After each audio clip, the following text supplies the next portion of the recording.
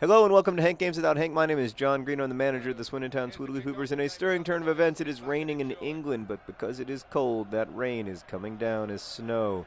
It's like April. I don't know what the deal is with the weather, but anyway, everything will be fine. That's a good-looking ball, but it's all for nothing. We're playing Fulham in the Premier League. We're still in 5th. I keep wanting to do a Swoodly Pooper update where I show you the league table, but I want to show it to you when we're in 4th, and all the teams above us keep freaking winning. So, also, right now we're in a period where we're playing 3 games in 5 days. Oh, he's through! Oh, he is! Oh! I think that might have been D-Mother Flippin' Fox. And I promised I would say his full name if he ever scores, and I would have. I was ready. That's a great, everything was perfect, and it results in a beautiful goal. Oh, it's Bald John Green in the 10th minute against Fulham. Before I can even tell you what I'm going to talk about today, Bald John Green. Oh, beautiful stuff. Look at that. He had position, and he finished because he's a finisher. I'm going to talk about a little bit about why I like art in the context of one particular photograph that I like a lot. So, when I was a younger person in the 1990s, the halcyon days, the 1990s, when I was in college, I became obsessed. My friend Will Hickman was really interested in this novelist named Richard Powers, who wrote about science and history and computers and love and everything in a way that made technology and everything and everything like scientific and mathematical and musical and intellectual just seem hot and fascinating and exciting and I still remain convinced. I mean, Richard Powers went on to win the Pulitzer Prize and the National Book Award, and I still, what the F, Ricardo Bunsen-Burna. That was a great opportunity for a second, possibly even a first-degree Burna, but instead you gave up a goal. Wow. I mean, that partly goes to number 22. I don't know their numbers, but I mean that wasn't particularly good defense by me. But Ricardo Bunsen-Burna didn't even really make a play on the ball. Anyway, so fortunately, no, he couldn't keep it down. So anyway, Richard Powers wrote this novel called Three Farmers on Their Way to a Dance. It was his first novel, and it's inspired by a famous August Sander photograph. I might be mispronouncing his name, and if I am, I apologize, but mispronunciation is kind of my thing, to be fair. Called Three Young Farmers on Their Way to a Dance, which was taken in 1914, and it depicts three young men of the working class dressed up in the full regalia. There will be a link in the doobly-doo to the picture, or maybe we'll just put it on screen. I don't know if it's in the public domain though, so there will be a link. So it just depicts these three young farmers, but it's called Three Young Farmers on Their Way to a Dance, 1914. So it's these 3 German farmers who are dressed up for this dance. But of course, you know from the date of from the fact that the date is in the title of the work that the dance in question is not only whatever dance they're going to, but that they are also 3 young farmers on their way to the dance that is World War I. And so Richard Powers' first novel is largely about this photograph. Sort of imagines the lives of these three young German farmers, who are on the cusp of what becomes sort of arguably the most violent, at least in terms of how little was accomplished in the end, conflict in human history, and I guess that's arguable. You could say the 30 Years' War, the 100 Years' War. There were a ton of big-time conflicts in human history in which very little was accomplished, come to think of it. But yeah, so World War I, though, a great example of bloodshed for very little one. But this photograph, I mean, you look into these young men's eyes, and you see the whole of it. You see the pleasure of getting dressed up for a dance when you're a farmer in 1914. You see industrialization at work in what they're wearing. and in the fact that they're even able to, that they have access to this kind of relative luxury in terms of their clothing, and you also see in their eyes the excitement, both the excitement and the fear, and in their pose, as if they have stopped on their way to something very important. And so it captures something about the historical moment, but it also captures something about the life of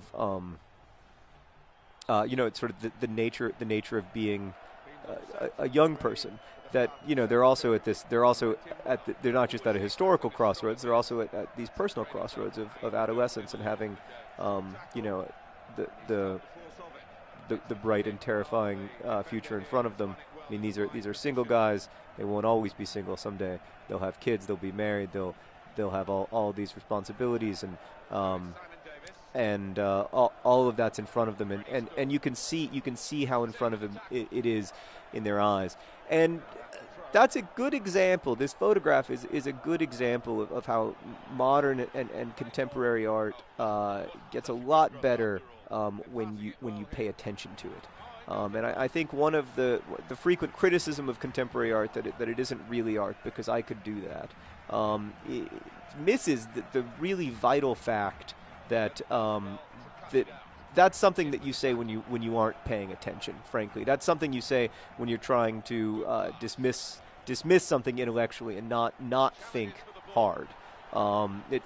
That's a sort of that. Yeah, you were offside. That's a avoidance strategy, an intellectual avoidance strategy, to be like, that isn't interesting, I could do that, and to make the decision that it isn't interesting after after looking at something for a nanosecond with no context. One of the pleasures to me of being in a museum is that the museum, at least if the wall texts are good, can provide the context that I need to think harder about the work's art historical significance, and then also to understand, because Three Young Farmers on Their Way to a Dance is a great example of a photograph that you could easily look at and say, oh, look, that's a picture of 3 young farmers on their way to a dance.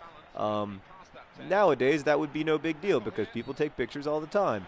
But when you see it in both its historical context and its art historical context, it becomes a much more interesting thing to look at, and not just to look at once or twice, but to look at again and again and again and again, and to sort of grow your relationship with this thing and your appreciation of it. And that to me is what contemporary art does when it's really working. It offers us an opportunity to look at things in a sustained and lasting way, and to kind of really get something out of that experience of looking and paying attention. I should have probably had more midfielders in my substitution lineup. I don't know what I was thinking. I apologize to my friends and family. But I guess I'll take out Ginger Rampage. He seems tired, and I'll bring in One Size Fits All. He sometimes scores off headers. Twice as Vice is. I got to bring in somebody for these guys. I'm worried Twice as Vice is going to get hurt, so I'm going to bring in. Yeah, I guess I'm going to bring in. Oh no, I'm going to bring in. Yeah. This is what I'm going to do. I've got it figured out. Don't you guys worry. Then I'm going to do the old. Nope. There we go. Now it's working. Great. Now I've got the guys up front I want, and D. McGoldrilox isn't going to be great on the wing, but he won't be terrible either. Okay. So, so the importance of, so to me, the pleasure of contemporary art is in the sustained paying of attention, which is precisely a thing that's very difficult to do. And I acknowledge its difficulty. But I don't think that it does anyone any good to be dismissive of work that people who are engaged in the field celebrate. This is also true. Like I for instance, I just made a Swindon Poopers video a few weeks ago, in which I was probably in retrospect way too dismissive of the work of economists who have come to different conclusions about the role government regulation plays in GDP growth versus not a good cross versus the economists I was quoting. Did you see that apparition that just happened with John Honorise? That was pretty fascinating. So, yeah, I think in general it's good not to be dismissive of people who've put a lot of work into a field. At least not very dismissive, which is somewhat related to the video, Swoodly Pooper's video I think I'm going to make tomorrow, which is going to be about how to argue. There's Leroy Williamson. Oh, Leroy Williamson never gets dispossessed. That's not realistic. We got to try to win this game, by the way. Otherwise, we're never going to go into the top 4. We need to get really focused. So I wanted to. Wow, we could have given up a goal there. Just celebrate. Admittedly, you know, my wife works in contemporary art, so I'm a little bit biased. But I do want to celebrate some modern and contemporary visual art, because I feel like it gets way too much flack, particularly the conceptual stuff, which in many cases is super interesting, and it only gets flack. Oh, why of all the places you could have passed?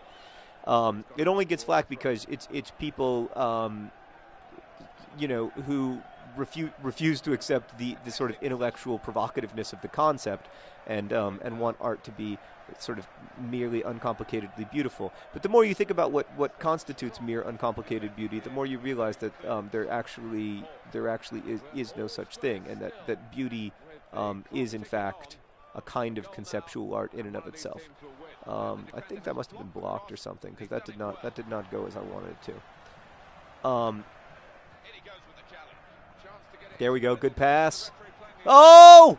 Oh! There was a massive opportunity. There was a massive opportunity, but he seemed to get the ball lost, and then an unnecessary slide tackle. I think I've got to go all out attacking. Got to go ultra attacking. There go the boys. Now they're running. They want it. They want it. Ball. John Green wants it. Okay, we got a corner kick. I think my goalie might come up for this corner kick, which is fine with me. Oh, come on, boys. You're better than this. You're better than this. Don't let that be the end of the game. Give me one more chance. Oh, it's a terrible throw-in.